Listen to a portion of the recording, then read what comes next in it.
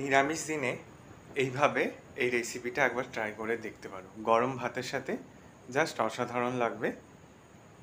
রেসিপিটা বানানোর জন্য আমি এখানে বাঁধাকপি নিয়েছি। অর্ধেক বাঁধাকপিকে কেটে নিয়ে তারপর বাঁধাকপিটাকে একটু ভাপিয়ে নিচ্ছি।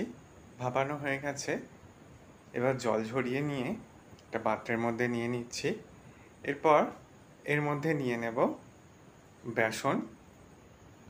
আমি হাফ কাপ মতো এখানে বেসন নিয়েছি। এরপর স্বাদ মতো লবণ আর দিয়ে দেব 1 চামচ মতো চালের গুঁড়ি। এখানে তোমরা চালের গুঁড়ির পরিবর্তে কর্নফ্লাওয়ারও ব্যবহার করতে পারো। আমি চালের গুঁড়ি ব্যবহার করলাম। এরপর এটাকে ভালো করে মেখে নিতে হবে।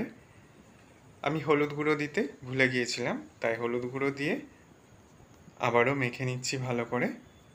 মাখা কমপ্লিট হয়ে গেলে এটা থেকে এইভাবে মাছের শেপ দিয়ে নিচ্ছি। ভালো করে হাতে তেল মাখিয়ে নিয়ে আমি মাছের শেপ দিয়ে নিচ্ছি। এটা দেখতেও যেমন ভালো লাগবে আর খেতেও হয় দারুণ।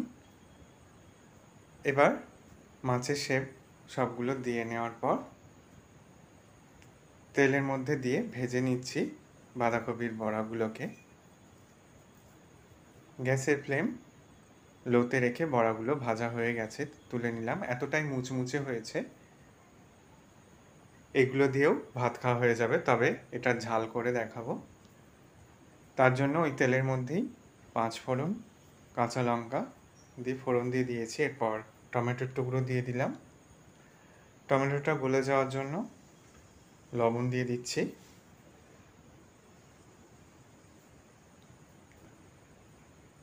টমেটোটাকে ভালো করে ভেজে নিয়ে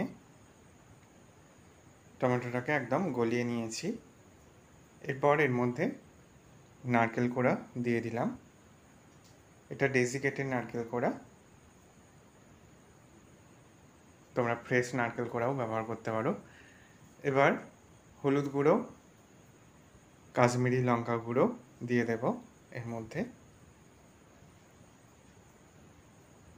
ঝাল তোমরা পছন্দ অনুযায়ী এর মধ্যে দেবে।